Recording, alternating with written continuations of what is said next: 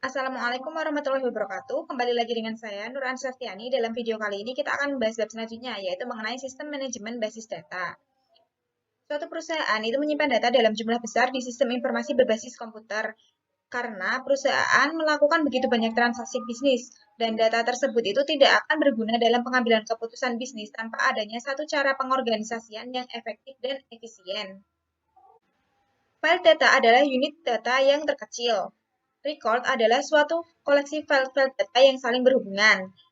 File adalah koleksi record yang saling berhubungan, seperti satu file dan seluruh record yang berisi file kode-kode mata kuliah dan namanya. Sedangkan basis data merupakan sekumpulan file, kumpulan data yang berada di bawah kendali piranti lunak sistem manajemen basis data. Tabel ini merupakan salah satu contoh dari file yang disebut dengan mata kuliah. Hierarki sederhana dari file yang membentuk record yang bergabung menjadi satu file menciptakan organisasi mendasar dari seluruh data yang dipergunakan dalam pengambilan keputusan dengan bantuan komputer. Kolom mencerminkan file dalam data. Judul kolom berisi nama file data. Baris dalam tabel berisi nilai-nilai file. Gambar ini menggambarkan spreadsheet Excel yang berisi nilai-nilai dari mata kuliah. Ada mata kuliah literasi sistem informasi, sistem manajemen basis data, dan seterusnya. File datar atau flat file adalah suatu tabel yang tidak memiliki kolom-kolom yang berulang. Ada dua alasan kenapa tabel itu harus menjadi flat file. Yang pertama karena komputer membaca file-file data dari suatu record itu secara berurutan. Dan yang kedua, memungkinkan struktur basis datar relasional untuk dinormalisasi. Kunci atau key di dalam suatu tabel adalah satu file yang berisi satu nilai yang secara unik mengidentifikasi masing-masing record di dalam tabel. Kandidat kunci atau key kandidat adalah sebuah file yang secara unik mengidentifikasi masing-masing baris tabel namun tidak dipilih untuk menjadi kunci. Beberapa tabel membutuhkan nilai-nilai dari dua atau lebih file untuk dapat secara unik mengidentifikasi masing-masing baris di dalam tabel. Contohnya adalah dalam tabel ini. Ketika nilai-nilai di dalam file kode dan angka dikombinasikan, nilai-nilai hasil kombinasi itu menjadi unik. Tabel mata kuliah dan proyek terhubung dan berbagi satu file yang sama, yaitu kode. Nilai file kode menentukan baris-baris mana di dalam tabel yang tergabung secara logis. Struktur basis data adalah cara data diorganisasi agar pemrosesan data menjadi lebih efisien. Sistem manajemen basis data atau DBMS adalah suatu aplikasi peranti lunak yang menyimpan struktur basis data itu sendiri, hubungan di antara data di dalam basis data, dan nama formulir, jenis data, angka di belakang desimal, jumlah karakter, nilai default, dan seluruh uraian file lainnya. Struktur basis data hierarkis, awalnya disebut dengan IDS, dikembangkan oleh GA pada tahun 1964. IDS dibentuk oleh kelompok-kelompok data, subkelompok, dan beberapa subkelompok lagi. Jika digambarkan akan terlihat seperti cabang-cabang dari sebuah pohon. Struktur basis data jaringan dikembangkan untuk memungkinkan penarikan record-record tertentu. Satu record tertentu menunjuk pada semua record lainnya di dalam basis data. Struktur ini memecahkan permasalahan keharusan untuk menarik balik hingga kembali ke cabang yang menyatukan basis data. Struktur basis data relasional. Terobosan ini muncul dari riset yang mempergunakan aljabar relasional yang dilakukan secara independen oleh CGDate dan EF Code. Struktur basis data terlihat seperti sekumpulan tabel yang mirip seperti tabel spreadsheet. Relasi dalam struktur basis data relasional adalah implisit, yang dapat secara tidak langsung berasal dari data. Basis data akan meningkatkan konsistensi dan akurasi data. Contoh dari basis data adalah basis data jadwal. Tabel mata kuliah dalam akses disajikan dalam gambar ini. Kode adalah file kunci untuk tabel mata kuliah. Ukuran file dibatasi hingga 8 karakter saja. Gambar ini menunjukkan bahwa nilai-nilai file singkatan akan dicari dari sejumlah daftar nilai dalam daftar tabel jurusan. Lalu selanjutnya, menunjukkan tabel file-file mata kuliah dan jurusan sebelum dipisahkan ke tabel-tabel yang berbeda. Perhatikan ada nama jurusan, lokasi, dan nomor telepon yang diulang. Konsep basis data adalah integrasi logis record-record yang melintasi berbagai lokasi fisik. Ada dua sasaran utama dari konsep basis data. Yang pertama adalah meminimalkan pengulangan data, dan yang kedua memperoleh independensi data, atau kemampuan untuk melakukan perubahan pada struktur data tanpa melakukan perubahan pada program aplikasi yang memproses data. Ada 3 langkah utama yang harus dilakukan dalam membuat basis data. Yang pertama adalah menentukan data yang dibutuhkan, yang kedua menguraikan data, dan yang terakhir memasukkan data ke dalam basis data. Ada 2 pendekatan yang bisa digunakan untuk menentukan kebutuhan data. Yang pertama adalah pendekatan berorientasi pada proses. Ada 5 langkah. Yang pertama mendefinisikan masalah, mengidentifikasikan keputusan yang dibutuhkan, menjabarkan kebutuhan informasi, menentukan pemrosesan yang dibutuhkan, menentukan spesifikasi kebutuhan data. Yang kedua adalah pendekatan pemodelan perusahaan. Kekuatan pendekatan ini adalah untuk mengambil keuntungan dari sudut pandang sumber daya dari perusahaan.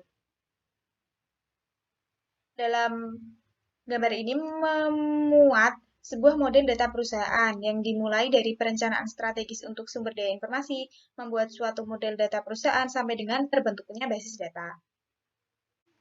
Ada 2 teknik pemodelan data. Yang pertama adalah diagram relasi entitas dan diagram kelas. Diagram relasi entitas menguraikan hubungan antara kumpulan data konseptual, sedangkan diagram kelas menguraikan hubungan data maupun tindakan-tindakan yang mengoperasikan data di dalam relasi.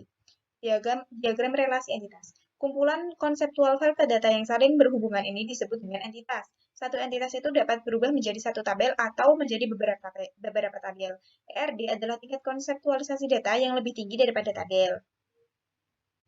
Bayangkan bahwa ada 3 entitas. Yang pertama adalah perusahaan, karyawan, dan produk.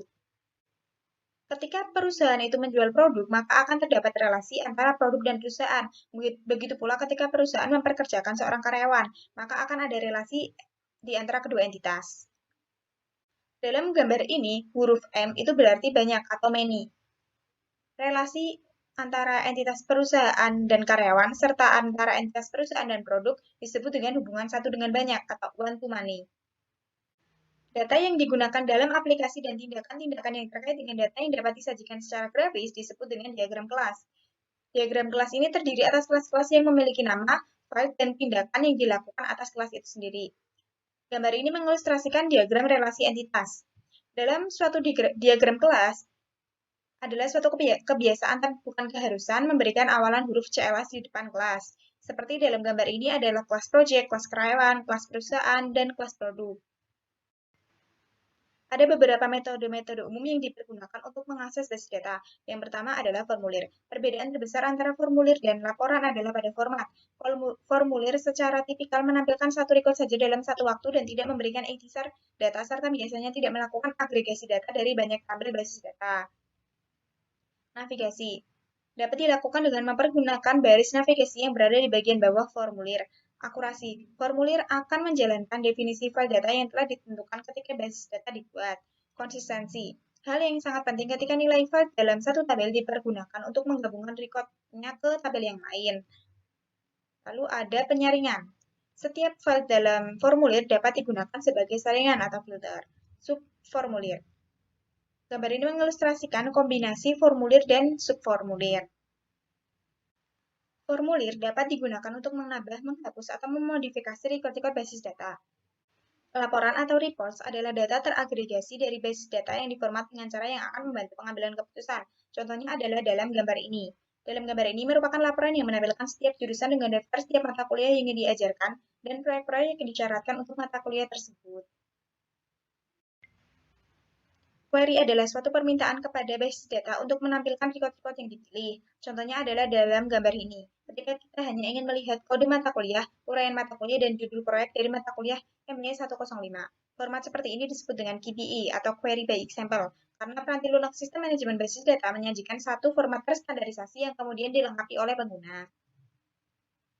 Manajer dapat memanfaatkan QBE untuk dapat dengan cepat menemukan data tertentu untuk memecahkan masalah.